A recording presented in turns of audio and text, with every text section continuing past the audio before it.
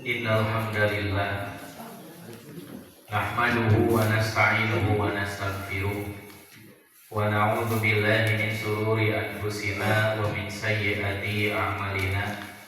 Man yahdihillahu fala mudilla lahu wa man yudlil fala hadiya lahu. Asyhadu an la ilaha illallah wahdahu la syarika lah wa asyhadu anna Muhammadan abduhu wa rasuluhu amma ba'd. Qala Allah Ta'ala fil Qur'anil Karim, a'udzu billahi minasy syaithanir rajim. Wa min ayatihi a'udzu billahi minasy syaithanir rajim. Wa min ayatihi mana dari nanti rapi cobi batin di nama kalam.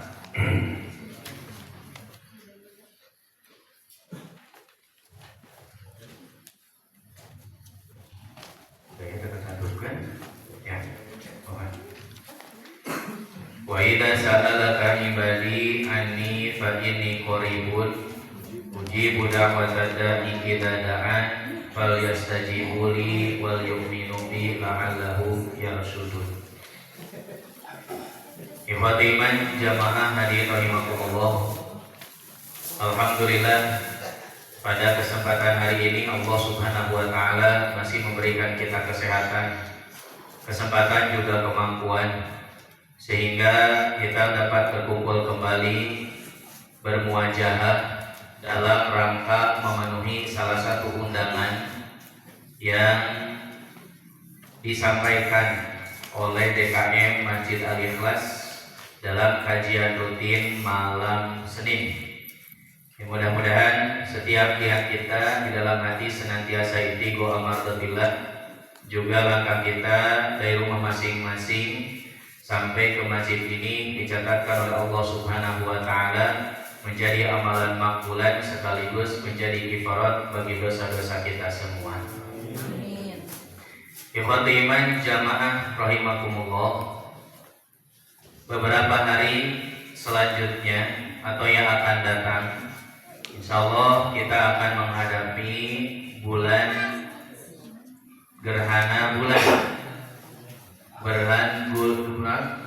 bulan total yang akan terjadi pada tanggal 7 sampai 8 September, yaitu sekitar di tengah malam.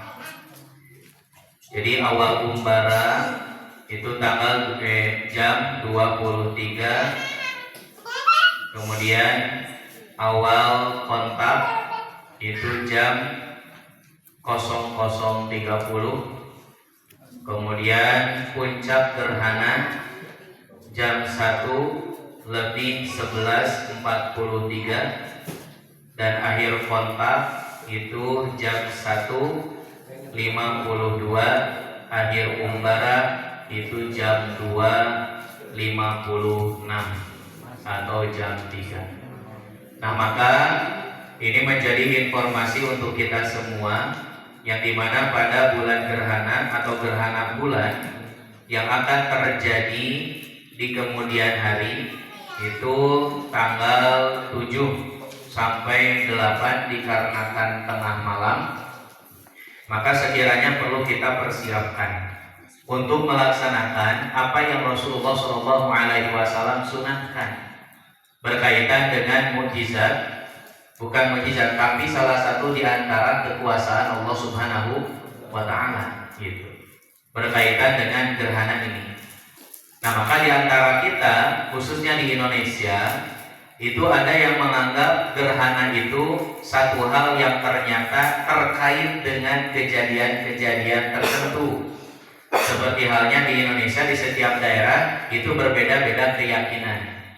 Makanya disampaikan di dalam judulnya gerhana antara sunnah dan bid'ah. Mana yang sunnah pada di bulan gerhana, mana yang sunnah pada gerhana, dan mana juga yang bid'ah pada terjadinya gerhana. Maka perlu kita bertindak atau memilah dan memilih yang tentunya sesuai dengan apa yang Rasulullah SAW anjurkan. agar ketika datangnya di antara kekuasaan Allah Subhanahu wa taala tersebut, kita betul-betul bisa melaksanakan sunnah-sunnah Rasulullah Shallallahu alaihi wasallam. Coba kita lihat di dalam makalah saya terangkan dan saya sampaikan dengan panjang lebar berkaitan dengan keyakinan-keyakinan di Indonesia. Di setiap daerah berbeda-beda ketika datangnya gerhana. Khusuf atau khusuf. Khusuf dan khusuf. Jadi nanti istilah gerhana matahari dan gerhana bulan itu kalimatnya sedikit berbeda. Khusuf itu menunjukkan gerhana matahari. Sedangkan khusuf itu menunjukkan pada gerhana bulan. Jadi ada khusufus syams dan ada khusuful qamar. Jadi gerhana matahari dan gerhana bulan merupakan suatu peristiwa alam yang telah dikenal oleh manusia sejak dahulu. Peristiwa ini menjadi perhatian manusia. Mereka menghubungkan kejadian ini dengan kepercayaan yang berbeda-beda. Di antaranya mengatakan bahwa gerhana itu merupakan pertanda akan datangnya bencana dan malapetaka. Tetapi ada juga yang mengatakan sebaliknya.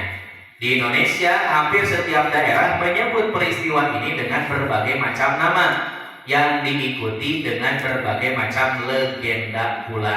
Nah, namina legenda Pak itu, namina carita atau dongeng berarti gitu.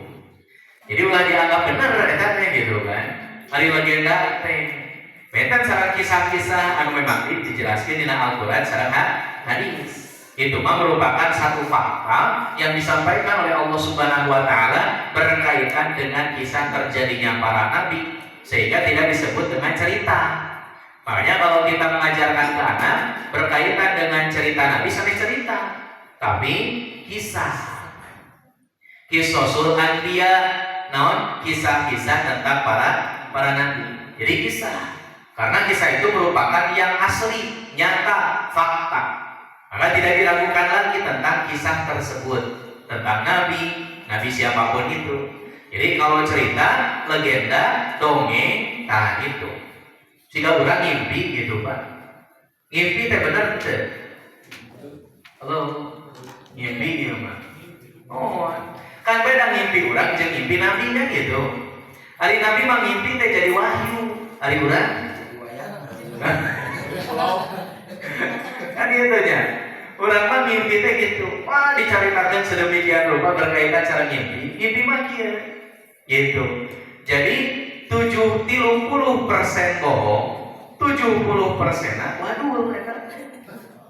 Nah, ngimpi. Eta mah ngimpi urang. Ada mimpi Nabi makan beda. Seperti halnya Nabi Ibrahim bermimpi untuk menyembelih anaknya. Wahyu itu mah dari Allah Subhanahu wa taala. Kabayang lamun urang ngimpi mencit urang kali urang. Atuh dibejakeun ka budak teh, "Jang, bapak ngimpi penting teh kudu mencit hujan." Si kira-kira, nah bukan wahyu, tapi mimpi Nabi adalah wahyu.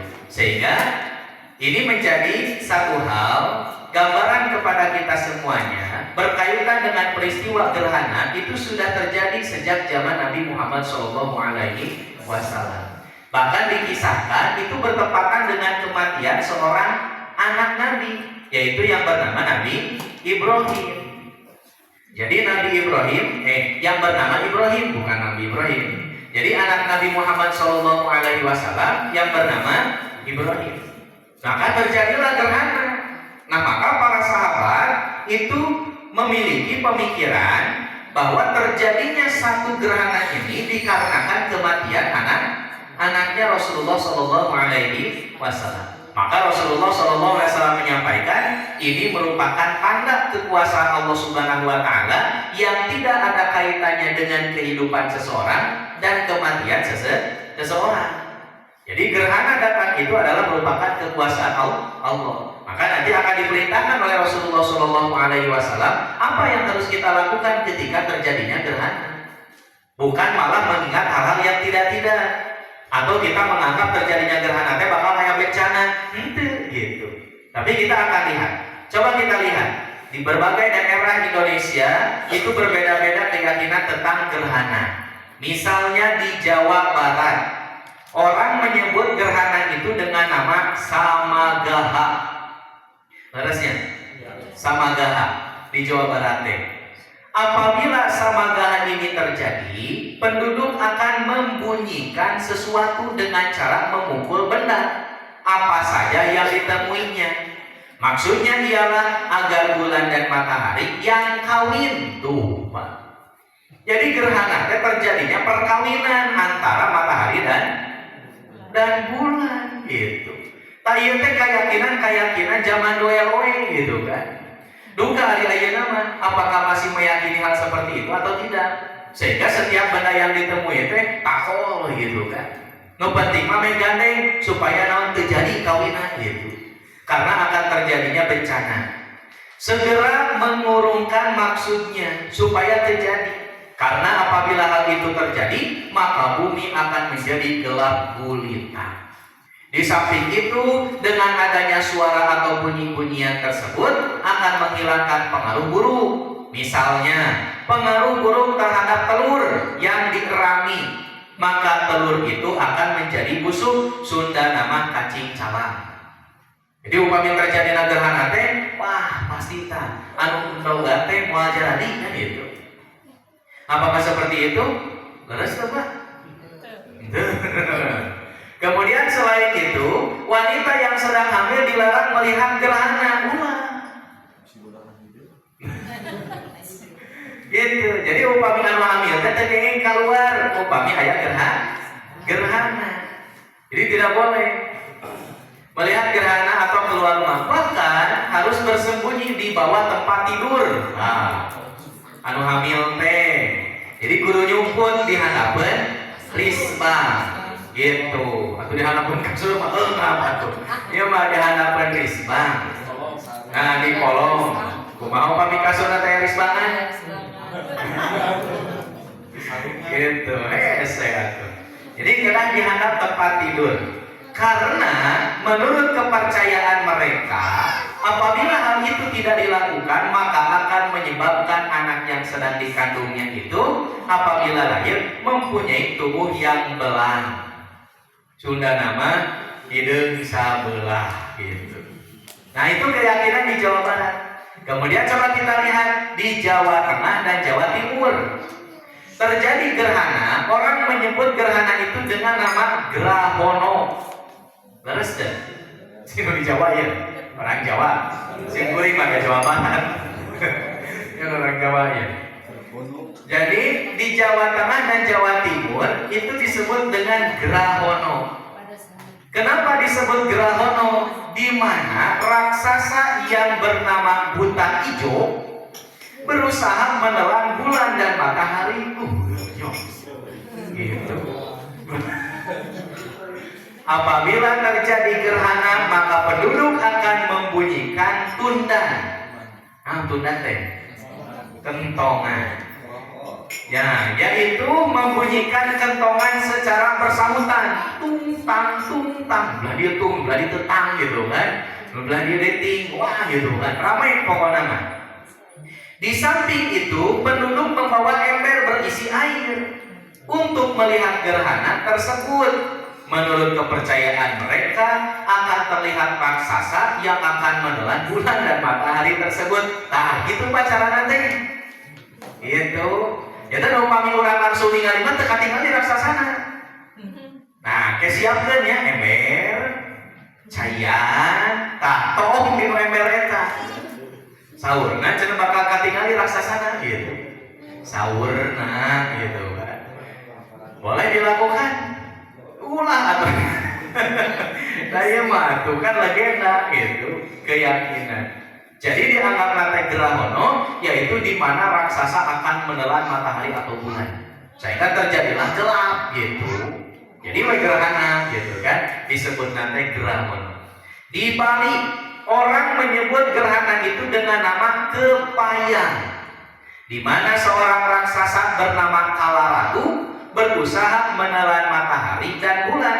Apabila terjadi kepayang, maka penduduk akan memukul antan pada lesungnya hingga terjadilah bunyi-bunyian yang ramai. Maka bunyi-bunyian ini dimaksudkan untuk mengusir raksasa itu yang berusaha menelan bulan dan matahari. Itu di Bali. Sekarang di Makassar, orang menyebut gerhana bulan dengan nama bulan Abunting. Jadi gerhana bulan disebut nanti bulan Abunting. Orang Makassar, ayo Makassar. Nah, betul tuh Pak? Atau baru ada mulai? Nah, jadi bulan Abunting yang berarti bulan kawin gitu. Pada saat terjadi gerhana bulan, maka penduduk akan membunyikan kentongan sebagai pertanda kebahagiaan akan datang. Dengan serta merta para penjaga dan perawan membuka pakaiannya. Lalu keluar rumah tanpa busana, kemudian berdoa di halaman rumahnya masing-masing. Menurut kepercayaan mereka, dengan melakukan semua ini akan cepat mendapat jodoh. Gitu. Eta mah berdoa-doa oke sih katanya lapurkeun. Dan akan menemui kebahagiaan. Akan tetapi pada saat gerhana matahari, mereka malah akan lari masuk ke dalam rumah dan berlindung sambil memukul kentongan. Mereka melakukan perbuatan seperti itu karena takut sebab sedang terjadi sinkanrei mata alwa, matahari sedang baku hantam.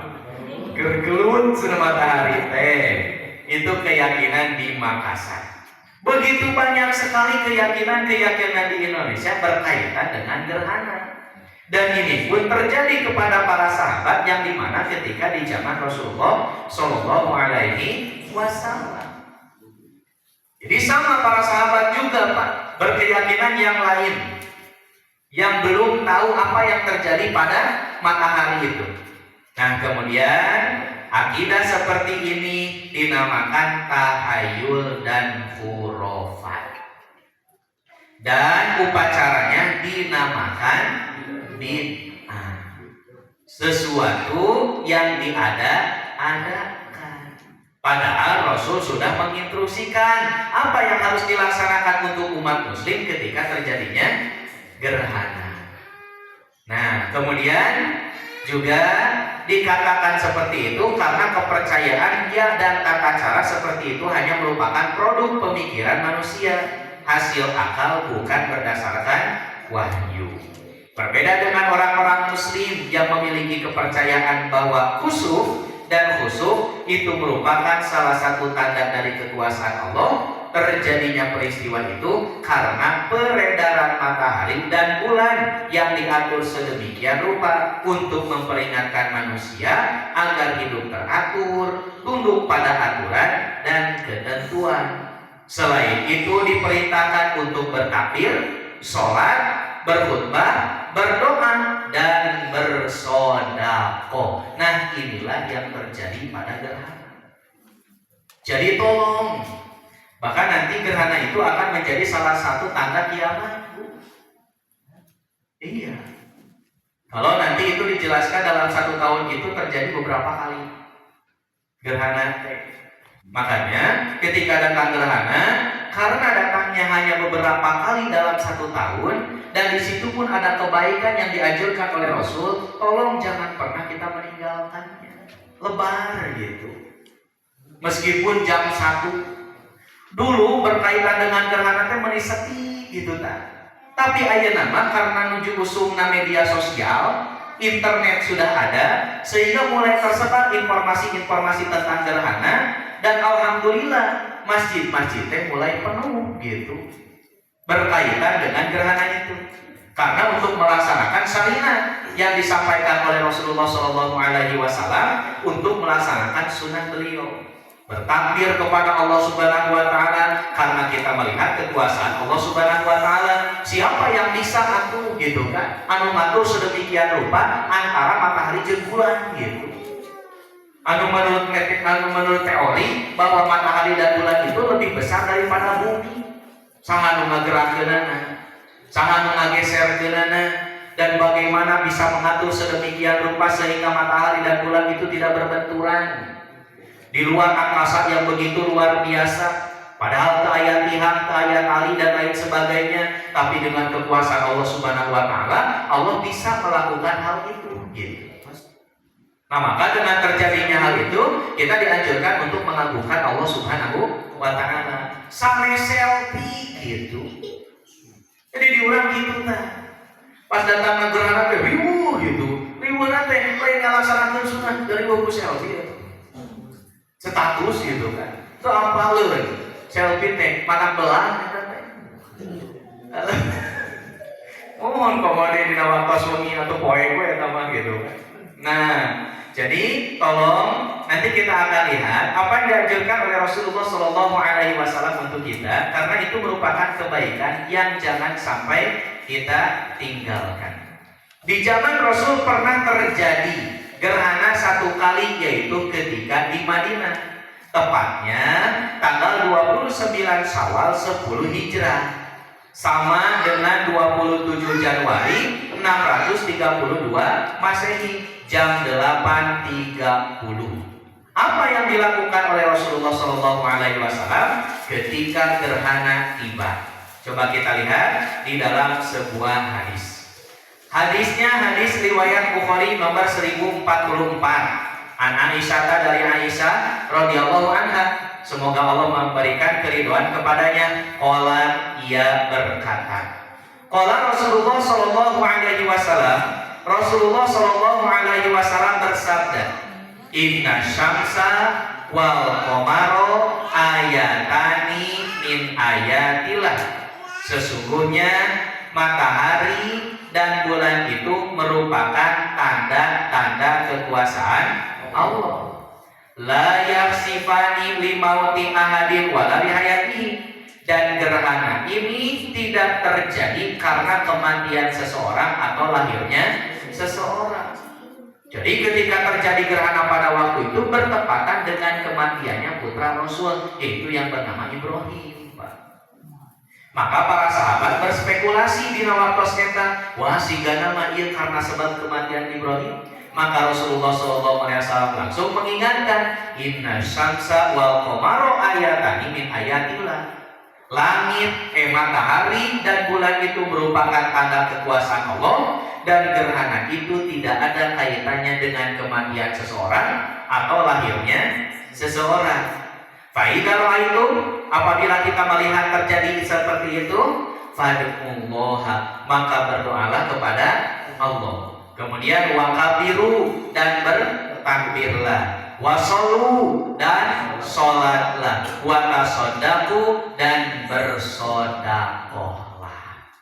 Jadi naon anu dianjurkeun ku Rasul? Anu kahiji nyaeta berdoa.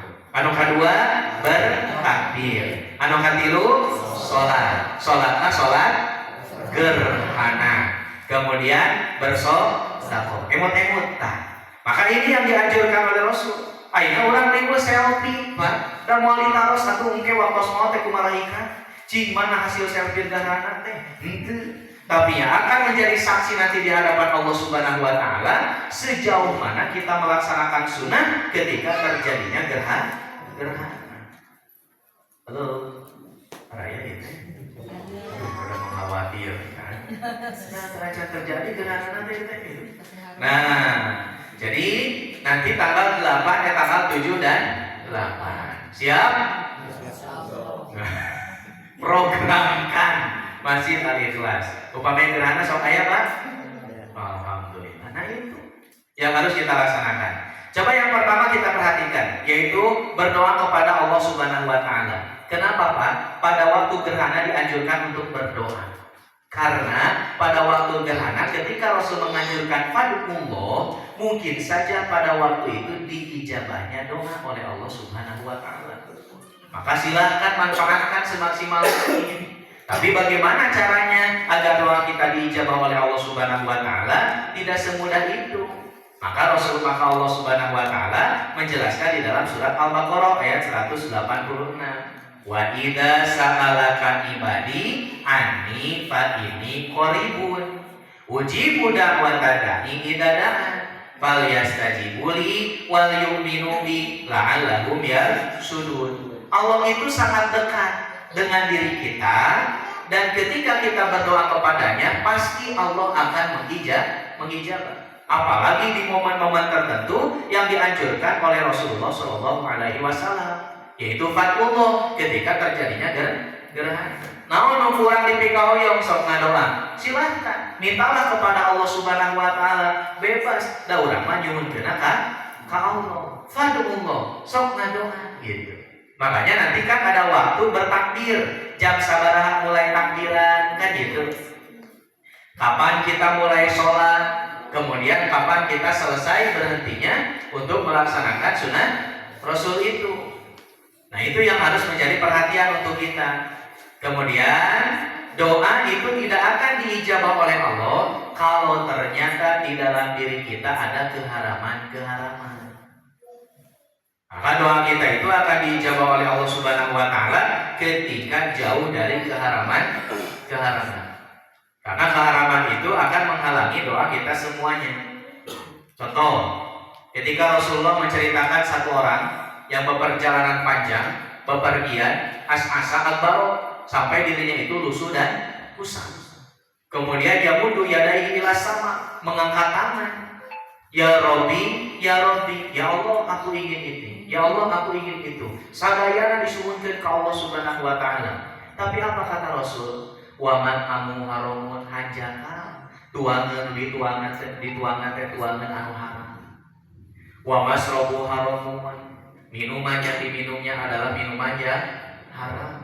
Wa malbasu haramun, pakaian yang dipakainya adalah pakaian yang haram. Wa mudiya bil harami, bahkan apa yang diberikan oleh seseorang ternyata pemberiannya itu adalah pemberian yang haram. Maka kata Rasul, fa'ana yustajaba lidzalik, cikinten doa bakal diijabah moalnya. Kenapa bisa? Karena ada keharaman di dalam dirinya sehingga doa nanti terhalang gitu. Tapi salami dia doa orang teu diijabah ulah suudon ka Allah gitu kan. Bisi ternyata aya lopat dina diri urang sadaya gitu. Teka rasa sok nu haram kan gitu. Coba nyuruh kuci kopi batur atuh majarkeun teu haram gitu eta teh. Haram nu gitu teh. Awas. Terus terang nu batur eta teh gitu kan. Disuruh put we kusaha gitu. Teu bebe jahola we gitu. Ah bae da bala ceuk bala teh teuing da teuing wah riweuh eta teh. Kemudian mengambil barang orang lain, dianggap kurang teh, angus barang mana, tapi nu batur ngadoa kurang teh, ya Allah, hoyong ieu, hoyong itu, mau ditampi ku Allah Subhanahu Wa Taala doa. Nah maka ini menjadi catatan penting. Ketika datangnya terjadinya gerhana, maka coba kita manfaatkan untuk berdoa kepada Allah Subhanahu Wa Taala apa yang kita inginkan. Kemudian coba kita lihat di dalam hadis yang At-Tirmidzi menjelaskan dosa-dosa akan menghalangi doa kita dari diijabahnya oleh Allah Subhanahu Wa Taala. Innal abda idza akhta'a khati'atan nukitat fi qalbihi nuqtatun sauda. Apabila seseorang itu melakukan kesalahan, maka Allah Subhanahu Wa Taala akan menorehkan di dalam hatinya titik hitam setiap dosa yang dilakukan. Ayeuna ngalakukeun dosa dititikan hiji, ngalakukeun dosa deui dititikan hiji. Terkadang kita suka penyepelekan, keun we da titik ieu cenah kitu. Nya titik oge ari terus-terus dilakukeun mah bakal kan poe ngaseueuran gitu. Sok sanaos titik. Maka ketika hati itu sudah kelam, ya sudah susah Pak. Gitu. Pada ngalaksanakeun sunah Rasulullah oge da berat atuh. Bagaimana caranya? Nah maka Rasulullah Shallallahu Alaihi Wasallam memberikan solusi. Bagaimana solusinya? Fa'idha huwa naza'a wastaghfara wa taba sukila qalbuhu. Apabila ia meninggalkan dosa itu dan beristighfar kepada Allah Subhanahu Wa Taala, sukila qalbuhu, maka hatinya akan dibersihkan kembali oleh Allah Subhanahu Wa Taala. Jadi solusinya beristighfar dan bertobat. Maka ketika datang terjadinya gerhana, coba kita manfaatkan untuk beristighfar dan bertobat. Dinten naon? Kata teh kaping 78 teh Tuhan Enjina langsung damang kan hebat atuh. Nah, jadi Masya Allah gitu, silahkan kita manfaatkan untuk melaksanakan sunnah Rasulullah Shallallahu Alaihi Wasallam. Musim kuring mual tiasa itu atuh pasti kedah wae. Nah, karena dijadwal jadi imam jeung khotib khutbah gerhana. Ini hese gitu teh. Pengingki gue gitu. Tapi dikarenakan ada masjid yang jadi tanggungan sehingga nama ke mana-mana dialami begitu. Nah, kita biasanya sok mana kacaringin itu kayak gitu kan. Caringin sayang gitu. Atau di masjid yang lain. Upami siang mah naon namina teh di alami moge biasanya dijadwal. Ya, nah itu. Jadi silahkan kita manfaatkan waktu-waktu tersebut. Fa idza huwa naza'a wastaghfara wa tabasukila qalbuhu. Maka ketika kita banyak dosa, merasa banyak dosa, maka beristighfar dan bertobatlah, maka hati kita akan dibersihkan kembali. Wa in ada zidatiha hatta taqwa qalbahu. Dan apabila kita terus melakukan dosa itu, maka dosa itu akan menutupi hati kita sampai kelam gitu. Upami tos seueur teh dosa mah hese, ujeng-ujeng urang teh bade ngalaksanakeun sunah Rasul, ngadoa wae oge berat gitu. Sehingga ketika berdoa kepada Allah Subhanahu wa taala teh sok tara sabar, karek sapoe dua poe nah cenah can diijabah we, henteu we teh diteruskeun ngadoana teh ilang teh. Karena tidak ada rasa kepercayaan kepada Allah Subhanahu wa taala. Kemudian yang selanjutnya yang dianjurkan oleh Rasulullah SAW yang kedua adalah wakabiru, bertakbirlah. Kumaha takbirna? Sami sareng takbir ketika Idul Fitri dan Idul Adha. Coba kita lihat apa redaksi atau bagaimana redaksi takbiran yang benar itu sesuai dengan hadis atau contoh Rasulullah SAW. Coba kita lihat.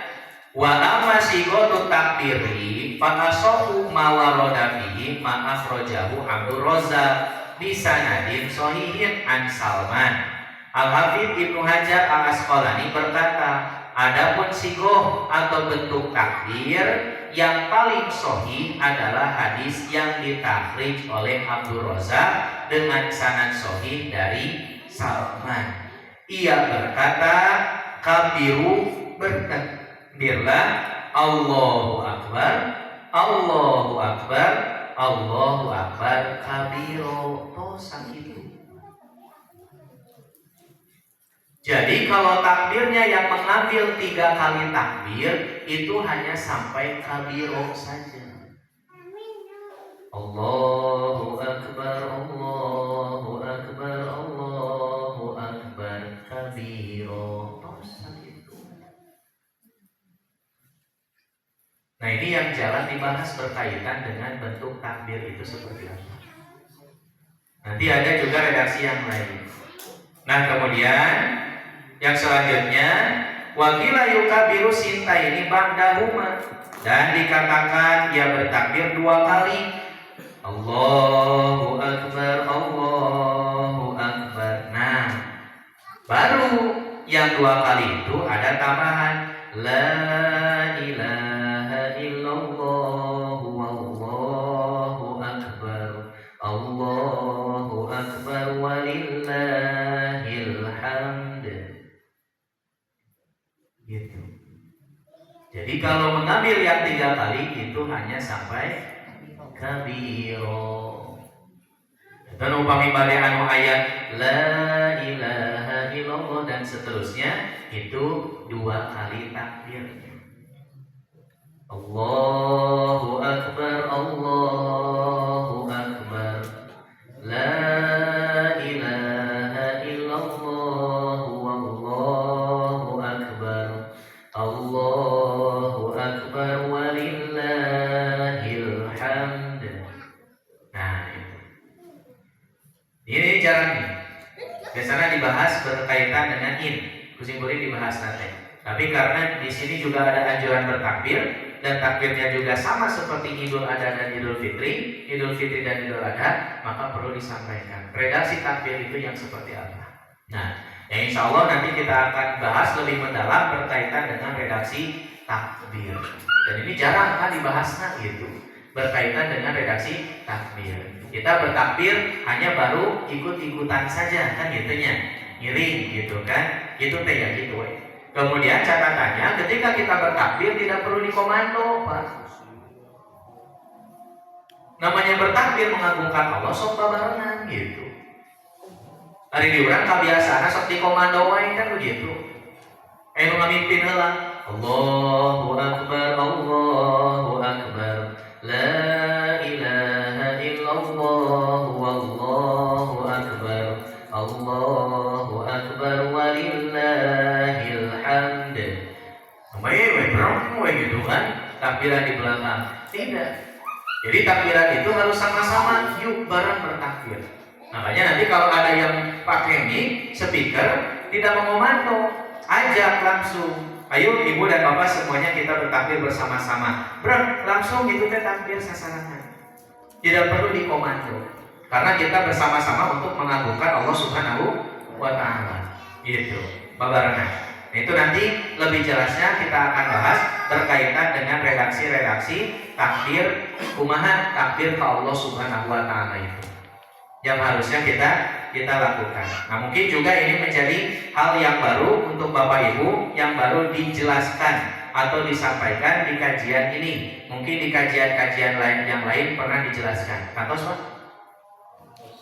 Putasannya gitu. Nah, insya Allah nanti di kesempatan yang lain berkaitan dengan redaksi takbir. Tapi intinya ketika terjadinya gerhana berarti satu berdoa kepada Allah, yang kedua bertakbir, yaitu mengagungkan Allah Subhanahu wa taala. Kemudian yang ketiga, ketika terjadinya gerhana yaitu wasolu, kita dianjurkan untuk sholat. Nah, coba perhatikan Pak tata cara sholat gerhana yang harus kita ketahui. Sholat gerhana itu berbeda dengan sholat yang lainnya sedikit. Sholat gerhana dilaksanakan dengan 2 rakaat, 4 kali ruku dan 4 kali sujud. Itu iya ya betul ya. Jadi 4 kali ruku dan 4 kali sujud. Di rakaat pertama 4, di rakaat kedua, di rakaat pertama 2, di rakaat kedua 2. Jadi 4 kali ruku, 4 kali sujud dalam 2 rakaat. Awas, pilih pabulir kayak kira-kira imam gitu. Nah, coba kita lihat hadisnya. An Aisyah, dari Aisyah radhiyallahu anha, semoga Allah meridhai kepadanya, qalat, ia berkata, khosafati syamsu ala ahli Rasulillah sallallahu alaihi wasallam. Gerhana matahari pernah terjadi pada masa Rasulullah sallallahu alaihi wasallam. Faqoma fasalla Rasulullah sallallahu alaihi wasallam binas. Lantas beliau Rasulullah sallallahu alaihi wasallam bangkit dan mengimami manusia. Faqala qiyamah, dan beliau memanjangkan berdiri. Catat, nah, sholat gerhana mah panjang. Teu pondok. Nyata sholat gerhana macana ngadina atau ina tekaji. Gitu. Jadi sholat gerhana mah panjang. Iya. Makanya nanti kalau misalkan ternyata saking panjangnya imam maca, karena memang begitu Rasul melaksanakannya ketika sholat gerhana itu. Kalau ada yang tidak kuat, sok cari duduk gitu. Atau timbi-timbi duduk gitu kan. Cuma acana naon langsung ngedeprak gitu. Nah, jadi kalau misalkan ternyata sudah dirasa tidak kuat, maka boleh untuk duduk. Gitu. Jadi Rasulullah SAW itu panjang berdirinya. Sumarokana, kemudian Rasul ruku, fa'atola ruku'an, dan memanjangkan rukunya. Gitu. Nah, tak kema itu sih kawan jadi imam ke Al-Baqarah 50 ayat rakaat kahiji. Siap. Pondok atau 50 rakaat mah, 50 rakaat 50 ayat. Mohon, itu bagi 2 we. Jadi rakaat kahiji berarti kan 2 kali berdiri. Nah, di rakaat pertama yaitu 25 ayatnya wang gitu. Kemudian rakaat yang selanjutnya sedikit lebih panjang, tidak terlalu panjang seperti panjangnya yang pertama gitu. Jadi begitu Rasulullah SAW. Kemudian ruku namanya sami panjangnya. Nah, bagi ruku dan panjangkan. Imam begitu juga sama. Sok silakan. Ngadoa kemana? Ngadoa subhana rabbiyal azim. Subhana rabbiyal azim berapa kali silakan, tidak terbatas maksimalnya. Mangga bare sabaraha kali oke. Silakan saja. So, memanjangkan ketika ruku. Nah, maka ini harus ketahui jamaah agar nanti ketika sholat imam lila kita nyalakan imam gitu. Imam lila teuing gitu kan. Pokoknya imam melaksanakan sunnah Rasul gitu. Karena Rasul begitu caranya. Nah, kalau ternyata nanti ada yang tidak tahu ya ikuti saja gitu. Jadi ketika sholat gerhana itu panjang. Summa koma. Nah, kemudian setelah ruku itu Rasul tidak langsung sujud, lalu berdiri lagi. Fatolal qiyamah, dan memperpanjang juga berdirinya. Wa huwa dunal qiyamal awwalu, tapi tidak sepanjang yang pertama. Gitu Pak. Summa rokaat, kemudian ruku. Fatola ruku'a, dan Rasul juga memanjangkan rukunya lagi. Wa huwa dunal ruku'il awal, tapi tidak sepanjang yang pertama ruku. Tuh, gitu Pak. Dan rumah prakteknya fatola sujud summa sujud, sujudna oke panjang. Dan itu sholat gerhana. Wah, kok mau nikmat atau jam hiji tengah malam ngejir pisan sama. Yesus bawa nama Tibra memang ya. Nah, jadi ketika sholat gerhana Allahu Akbar gitu kan. Sholat gerhana itu 2 rakaat. Takbirnya hanya 1 kali, tidak seperti sholat Id dan Idul Adha, Idul Fitri dan Idul Adha. Allahu Akbar. Kemudian seperti biasa kita membaca iftitah, kemudian ta'awudz, lalu Al-Fatihah, lalu surat, dan suratnya yang panjang. Misal Al-Baqarah kita hafal, sok mangga atuh juz 30 we anaba anu pertama. Anaba sabar ayat. Itu pendek 40. Bari hijau masa nabi. Ya, mereka. Nah, jadi surat An-Naba. Kemudian kita langsung ruku. Allahu Akbar. Dan rukunya faqala ruku'a, dan Rasul memperpanjang rukunya. Sok mana? Gitu. Subhana rabbiyal azim, subhana rabbiyal azim, subhana rabbiyal azim, subhana rabbiyal azim. Ya, terus aja gitu kan. Panjang. Tak acan cangkel mah kalau mau gitu. Gitu nanti kita cangkel namanya cengkat gitu kan. Ada baiknya cengkat tuh bisa cengkat kan gitu. Terhambat turun. Nah, kemudian setelah itu kan gitu. Sami'allahu liman hamidah, Rabbana lakal hamdu, panangan ka handap heula. Teu kenging langsung ka dieu. Karena kita sedang proses i'tidal terlebih dahulu. Sami'allahu liman hamidah, Rabbana lakal hamdu. Barulah ke sini. Mulai dari imam teh Bismillahirrahmanirrahim. Dan terus lagi. Faqolal qiyamah panjang deui eta teh. Tadi mah anaba tah anajingakeun. Gitu eta teh. Begitu. Dan rakaat yang selanjutnya pun sama, berarti abasa. Ke ruku, bangkit dari ruku, qiyam anu kadua, qiyam anu kadua berarti atakwir tuh. Pono, Pak. Nah, so kira sakadang lah itu. Kali-kali ieu mah tuh, satahun gitu tuh berharap. So, siap? Halo. Gitu, itu mah kumaha mah mungkin dijadwalkan Imam Numan. Nah, tapi Rasul begitu gitu caranya. Tapi teu kayak niron di dia mah nironan. Tidak boleh niron. Faqra'u ma tayassara minal Qur'an. Bacalah yang mudah untukmu yang ada di dalam Al-Qur'an. Maksana nu mudah teh sanes mudah dirawan gitu. Mudah teh, tapi mudah itu adalah yang dihafal. Atau di dalam hadis redaksinya faqra ma'aka ma tayassara minal Qur'an. Bacalah yang mudah bagimu yang ada di dalam Al-Qur'an. Yaitu yang sudah dihafal. Gitu kan? Nah ini yang menjadi catatan untuk kita ketika sholat.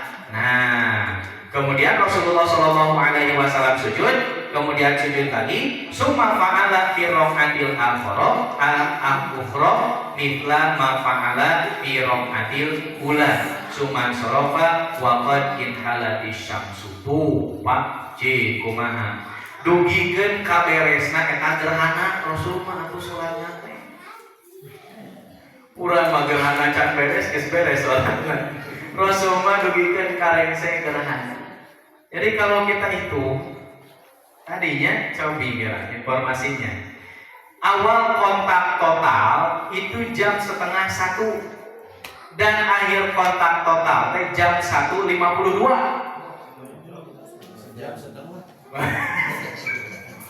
Sejam setengahnya. Sedang lah eta mah gitu. So, segitu tak? Itu Rasul gitu. Luar biasanya Rasul. Masya Allah gitu. Jadi rengse sholatnya Rasul mah itu sampai akhir gerhana gitu. Jadi gerhana beres, Rasul selesai sholat. Nah itu Rasulullah SAW. Aduh, cek ibu-ibu padahal acara sholat tahu gitu gitu ya. Tenang, masih kena aya waktu saminggu deui, mata Fatihah heula di bumi gitu. Biasanya lah latihan. Nah, supaya terluas. Gitu. Makanya hari lomba 17 Agustus kuat atau nanggeun eta saja gitu kan. Di tengah panon poe hari salat henteu, mau banyak pinang dipicekan bari salat henteu kan gitu. Nah, gitu. Kemudian yang terakhir yaitu bersedekah. Jadi bersedekah. Nah, dengan bersedekah ini yang dianjurkan oleh Rasulullah SAW. Maka silakan siapkan. Nah, nanti bekal ketika kita nanti datang gerhana. Jadi bekal sedekah di masjid. Sabaraha we kita sedekahkan, tapi yang terbaik. Di dalam surat Fatihah ayat 29, innal ladzina yatluna kitaballah wa aqamus shalah wa anfaqu mimma razaqnahum sirran wa alaniyatan yarjuna tijaratan lan tabur. Dan menafkahkan sebagian dari rezeki yang kamu anugerahkan kepada mereka dengan diam-diam dan terang-terangan. Mereka itu mengharapkan perniagaan yang tidak akan merugi. Nah, cuman punten eta terjemah nama tingawit wa anfaqu tah dirinya. Jadi innal ladzina yatluna kitaballah wa aqamas shalah eta terjemahna sanes dan menafkahkan. Tapi terjemahan innal ladzina yatluna kitaballah, sesungguhnya orang-orang yang membaca kitab Allah, wa aqamus shalah dan mendirikan salat. Wa anfaqu dan menafkahkan. Gitu kan dina eta. Kemudian yang selanjutnya Quran surat Saba ayat 39, wa ma anfaqtum min syai'in fa huwa yukhlifu. Dan barang siapa saja yang kamu nafkahkan, maka Allah akan menggantinya. Tuh, tenang. Sok kurang nafkahkeun harta urang. Bahkan Rasulullah SAW menjelaskan, mana qasad shadaqatun min mali. Bersedekah itu tidak mengurangi harta, malah mengekalkan harta di tangan Allah Subhanahu wa taala. Wa huwa khairur raziqin, dan Allah lah pemberi rezeki sebaik-baiknya. Kemudian di dalam surat Al-Baqarah ayat 261, matalul ladzina yunfiquna amwalahum fi sabilillah. Perumpamaan nafkah yang dikeluarkan oleh orang-orang yang menafkahkan hartanya di jalan Allah, kama tali habatin ambatat sab'a sanabil, adalah serupa dengan sebutir benih yang menumbuhkan 7 bulir. Fi kulli sumbulatin mi'atu habah, pada tiap-tiap bulir 100 biji tuhnya. Eta teh dina hiji siki, beras daging jadi tangkai 7 tangkai. Aya buahan dina buah eta teh mengandung 100 biji. luar biasanya. Gitu teh infakna karena Allah. Wallahu yudha'ifu liman yasha, dan Allah Subhanahu wa taala akan melipat gandakan bagi siapa yang dikehendakinya. Wallahu wasi'un alim, dan Allah Subhanahu wa taala maha luas lagi maha mengetahui. Nah, itulah amalan-amalan yang harus kita laksanakan ketika datangnya gerhana, baik itu gerhana matahari ataupun gerhana bulan. Jadi gerhana bulan yang akan terjadi pada tanggal 7 sampai 8, maka silakan kita manfaatkan untuk melaksanakan sunnah Rasulullah SAW. Karena di situ ada kebaikan yang tiada terkira, di situ ada sunnah-sunnah Rasulullah SAW, maka jadikanlah bekal nanti saksi di hadapan Allah Subhanahu wa taala ketika terjadinya kekuasaan Allah yang ditampilkan kepada kita menjadi orang-orang yang terdepan dalam melaksanakan apa yang dianjurkan oleh Allah dan Rasul-Nya. Bukan malah melaksanakan hal-hal yang sia-sia, pergi di tempat yang nyaman, pergi di tempat yang baik, kemudian mengabadikan hanya dengan memoto saja. Selfie dan etamah mual jadi bekal dan tidak akan menjadi amal sama sekali, dan malaikat pun tidak akan pernah mempertanyakan tentang akan hal itu, tapi malah akan menjadi pertanggungjawaban berat nah harita untuk melaksanakan sunnah Rasul.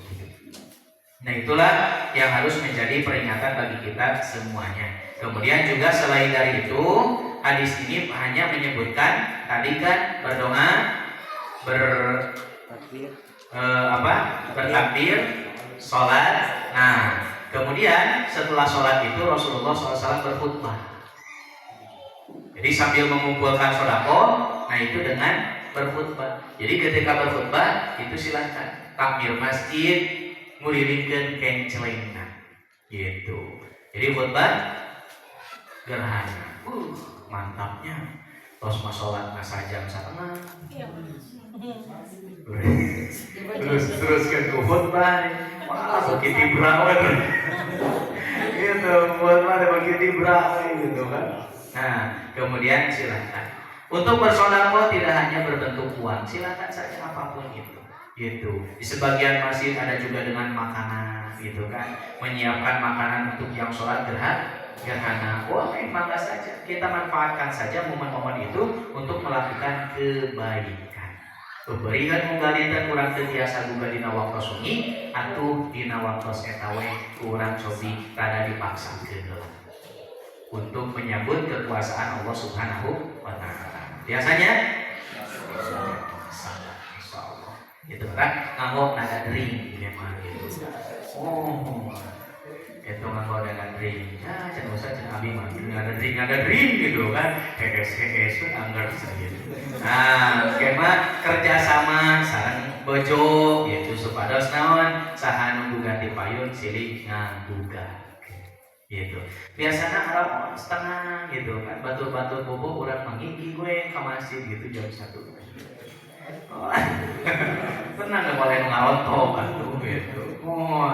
Paling kan kayak tinggal buta hijau bener-bener kaya bohong, tahayul khurafat gitu. Jadi khayalat yukhayyilu tahayulan. Jadi hanya gambaran-gambaran atau pemikiran-pemikiran manusia membuat seperti itu. Bapak juga sebetulnya bisa membuat cerita yang lain tentang terjadinya gerhana. Soalnya tong buta hijau deui mah naon atuh rada modern gitu kan. Nah, ya sangat bahaya lamun diakini ku batur siga kitu ke bapak nu menanggung dosa. Nah, itu.